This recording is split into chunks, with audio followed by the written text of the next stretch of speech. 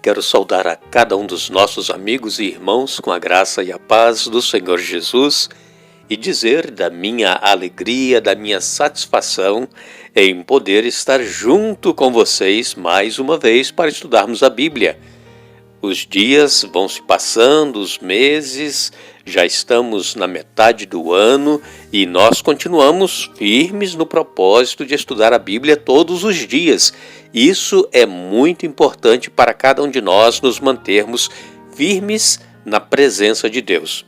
Sem nós nos alimentarmos espiritualmente, sem nós termos contato com a palavra de Deus, sem termos comunhão através da oração, nós não nos manteremos firmes na fé. Nós iremos a qualquer momento esfriar, nós iremos a qualquer momento ceder às tentações, às provações, e quando nós deixamos de estudar a Bíblia, isso acontece com muitas pessoas.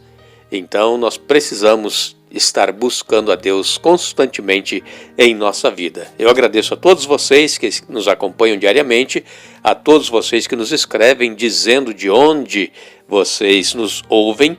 Eu mando aqui um alô especial para Eliane Almeida, é de Tocantins. Também Marinho Westphal Lima, é meu primo, é do Rio de Janeiro, e a sua esposa Iris Westphal, que completou mais um ano de vida na última sexta-feira. Parabéns a Iris. Flávio Silva é aqui de Clinton, em Massachusetts. Também Edia Rocha e o filho Davini. Vera Fornazieri, as filhas, netos, genros e todos os familiares. O Vilmar Antônio, também Mariana Galtério e família de São José do Norte, no Rio Grande do Sul. Marilene Santiago é do Amapá. Fabiana Lima Moraes e família. Ela tem uma filha que sempre foi muito ativa na igreja, mas hoje está com um problema de depressão e eles estão também desempregados. A Fabiana Lima Moraes e família são lá de Viçosa do Ceará. Um abraço aí a todos vocês do Ceará que estão sempre nos acompanhando. A Cleia Lima é de Manaus, também o Luciano e a Juscelia. Nós temos ainda, ouvindo sempre os estudos da Palavra de Deus, a Gracileuza Pacheco e família, que são de Marchantaria, no Amazonas. Também Suzete Oliver, de Feira de Santana. E ainda Lenita Malvar, de Macedônia. E ainda a Lousa André, que é de Porteiras, no Ceará. Todos vocês, nosso muito obrigado. Estaremos sempre mandando um alô para vocês. Iremos orar. Pai nosso que estás nos céus, aqui estamos felizes, agradecidos por mais este dia de vida, agradecidos por este momento que vamos ter estudando a Tua Palavra, que o Teu Espírito Santo fale à nossa mente, ao nosso coração e que nós possamos colocar em prática em nossa vida os Teus ensinamentos. Abençoe a todos os irmãos, amigos, onde quer que se encontrem, aqueles que nos pedem orações. Tu conheces os seus problemas, as suas lutas, dê a vitória a cada um conforme a Tua vontade, em nome de Jesus. Amém.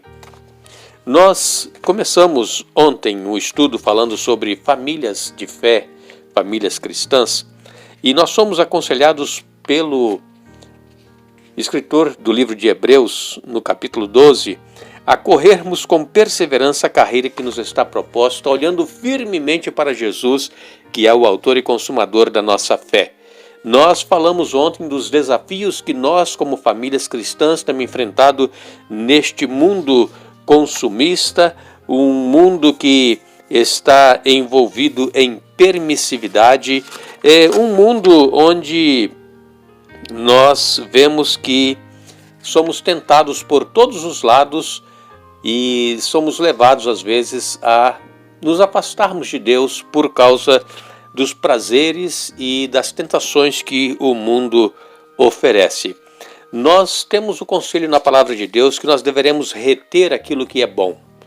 E hoje nós queremos falar um pouco também sobre o poder que a cultura exerce sobre a família. Por exemplo, nós lemos em Gênesis 18, verso 19, porque eu o escolhi, Deus falando para Abraão, para que ordene a seus filhos e a sua casa depois dele, a fim de que guardem o caminho do Senhor e pratiquem a justiça e o juízo, para que o Senhor faça vir sobre Abraão o que tem falado a seu respeito. Então Abraão foi escolhido por Deus para que pudesse ordenar a sua casa, os seus filhos, para que guardassem o caminho do Senhor e praticassem. E nós temos essa mesma responsabilidade. Deus nos escolheu, Deus nos chamou para que nós possamos colocar ordem na nossa casa, para que nós possamos colocar na mente dos nossos filhos, em nossa família, os princípios da palavra de Deus. E nós lemos ainda em Deuteronômio capítulo 6, versos 6 a 9, estas palavras que hoje te ordeno estarão no teu coração. Tu as inculcarás, quer dizer, tu as colocarás na mente dos seus filhos, e delas falarás assentado em sua casa e andando pelo caminho, e ao deitar-se, ao levantar-se, também as atarás como sinal na tua mão, e te serão por frontal entre os olhos, e as inscreverás nos umbrais da tua casa e nas tuas portas. Mais uma orientação da palavra de Deus, de nós, como família, deveremos estar procedendo com relação à educação dos nossos filhos. Nós, pais, temos esta responsabilidade, colocar na mente dos nossos filhos, falar com eles a cada instante, quer andando, quer sentado, quer deitado, não importa como esteja, nós precisamos estar falando aos nossos filhos do amor de Deus. E nós precisamos, como pais, principalmente nos primeiros anos de vida, até os 7 anos, não deixar de instruir os nossos filhos no caminho do Senhor. Falar com eles constantemente do amor de Deus, do Deus que cuida de cada um de nós, do Deus que quer nos salvar, do Deus que está preparando um lugar para cada um de nós. E isso precisa ser colocado na mente dos nossos filhos. Se nós não fizermos isso, como diz o sábio Salomão, instrui o menino no caminho que deve andar. E se nós não fizermos isso, quando nós temos os nossos filhos ainda pequenos, quando eles crescerem, eles já não vão querer saber ouvir falar desse Deus que nós cremos. Eles vão viver a influência da cultura do mundo e do local onde eles estão vivendo. O poder da cultura que nós falamos e estaremos falando ainda hoje, nós sabemos que tem uma influência muito grande nas crianças e também em nós adultos. Por exemplo, nós temos relatado lá no livro de Gênesis, no capítulo 16, versos de 1 a 3, o caso de Sara e Abraão. Eles não podiam ter filhos, Sara não podia ter filhos. Então Sara fez o quê? Falou com Abraão: olha, tem aí a minha serva Agar, deita com ela, possui, e ela poderá te dar um filho. Mas não era este filho que Deus prometeu. Sabemos que de Agar nasceu Ismael. É uma nação que vive em guerra constante com os israelitas, que são os descendentes de Isaac, que é o filho da promessa que Deus havia dito a Abraão. Mas era a cultura daquela época, e isso influenciou em Abraão e Sara, que eles cometessem este mesmo erro de possuir uma outra mulher sem ser com a qual ele estava casado. E nós também temos na palavra de Deus o relato lá em Gênesis 35, de 1 a 4, quando Deus chamou Jacó para construir a ele um altar. Assim como Deus havia aparecido para Jacó quando ele estava fugindo do seu irmão para a terra do seu tio Labão, Deus disse para ele que estaria com ele todos os dias. Só que quando Jacó estava já na terra do seu tio Labão, ele começou a construir altares para outros deuses. E então Deus apareceu para ele e disse: olha, você vai construir altar para mim, e derruba todos os outros altares. Então, irmãos, a cultura ela tem uma influência muito grande na vida de cada um de nós. E nenhuma família cristã se mantém fiel a Deus de maneira automática ou por acaso.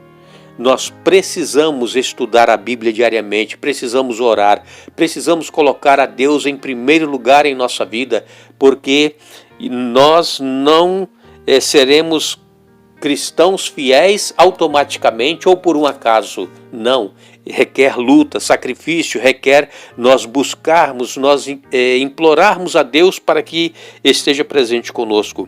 E é necessário, amigos e irmãos, que os pais estejam bem firmados na verdade que vem de Deus, a verdade que vem mediante a Bíblia, e que reforcem diariamente os ensinos da verdade em casa. E é mediante o estudo da Bíblia, mediante a prática da oração, a prática do amor em família, a conversa constante sobre o modo correto de pensar e proceder, é que uma família cristã se conserva fiel e firme na palavra de Deus. E mesmo vivendo rodeada por uma cultura que se opõe aos ensinos da Bíblia, aqueles que buscam a Deus diariamente se manterão fiéis. Ambos os pais, o pai e a mãe, devem estar firmes na fé, para que a sua família seja de fato uma família de fé, honrando e cultuando somente ao Deus eterno. Não somente o pai ser uma pessoa de fé, não somente a mãe, mas os dois devem exercer e praticar a fé. E isso transmitir aos filhos e procurar assim, com a ajuda de Deus, manter os filhos nos caminhos do Senhor. Que Deus nos abençoe, que Deus nos dê um bom dia. Voltaremos amanhã dando sequência a este estudo, mas lembre-se, abençoarei os que te abençoarem, amaldiçoarei os que te amaldiçoarem, em ti serão benditas todas as famílias da terra. Gênesis 12, verso 3. Que Deus nos abençoe.